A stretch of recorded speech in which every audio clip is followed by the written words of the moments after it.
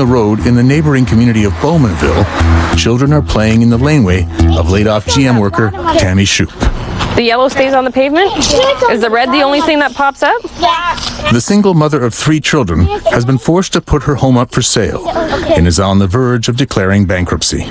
I tried for a while, and I thought on a short layoff I could definitely afford the house and everything else, but it's come to the point where either I continue to drown, like I can afford it barely, but I can't afford to do anything else. And my van is very expensive as well, and I'm giving that up as well. So, and then I'm going to free up some money and try and have some breathing room. So when the kids want something, I can give it to them, or, you know, buy shoes or clothes or whatever, keep food on the table, because I can manage that. But I can't continue to do this. It's killing me.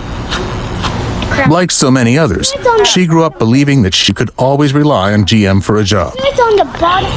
Well, my mom worked at Chrysler, and that was in Ajax, and me and my best friend at one time, we were saying, oh yeah, we're just going to graduate high school, go to GM, work at GM, and we'll be set for life, and then we don't have to worry about, you know, getting further past that, like for school-wise or whatever. And what happened?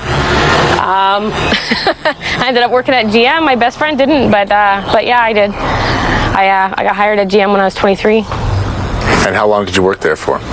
Almost 7 years. And what were you doing there? I was a line worker. I worked in the body shop for a while, and that was, you know, lugging the big heavy parts and putting the sides on the cars and stuff. And then I worked in the paint shop, and I was inspecting the paint and making sure that it was perfect paint and sanding out all the dirt and defects in the car. And when did you get news of the layoff?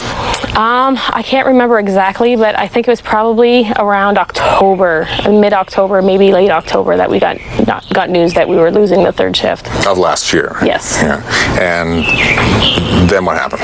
2 days before Christmas, that was our last day, and we went on holidays, and then as of the first week in January, we were laid off. So we never went back after Christmas, though. Right. And what's being done for you now? Are you on EI or some sort of severance package? What's going on?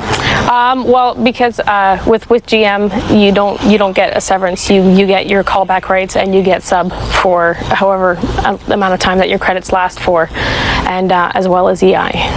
Were you hoping to get back at GM? Are you looking for other work? Well, we just got news and that as with the last ratification that we got, that they're going to be offering more buyouts and stuff.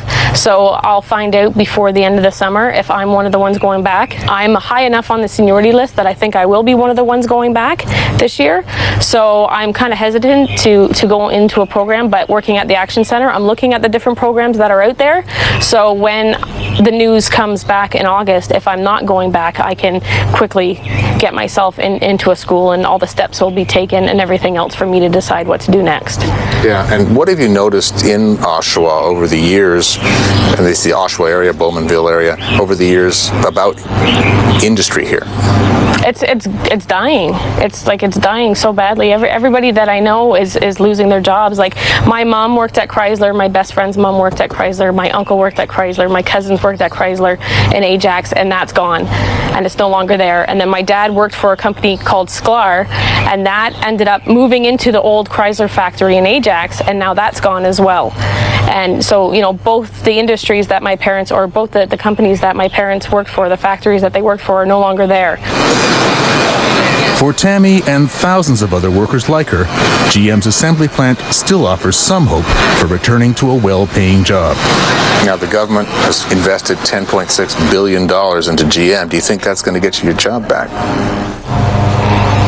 I think it is going to get me my job back. And I think it is going, because of the age of the GM population, I think most of the people that did work at GM and are laid off right now are going to go back. But it's not a matter of the people at GM right now. It's a matter of all these feeder plants that are going to be hurt because of this and everything else. Like, you know, we only have probably, we'll have 3,000 people working at GM in the end of this,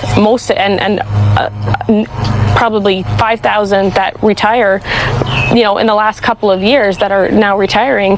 But that's just GM people, the thousands and thousands of people, like, and it is thousands and thousands of people. It's probably 10,000 people that worked at Lear or worked at any one of those feeder plants they're being told that they're laid off, and they're walking away with, you know, barely a pension. They're you know, 25, 30 years of service in these industries, and they don't have anything to fall back on. They don't have the benefits that GM has. They don't have the pensions that GM has. They don't have anything of what the people at GM have. GM's assembly plant currently produces the Chevrolet Impala and the car GM is betting will help put it back on the road to prosperity, the retro-styled Chevy Camaro. Have you driven this car? This car is hot. I drove one a couple of weekends ago, and even I look good in it. 440 of these cars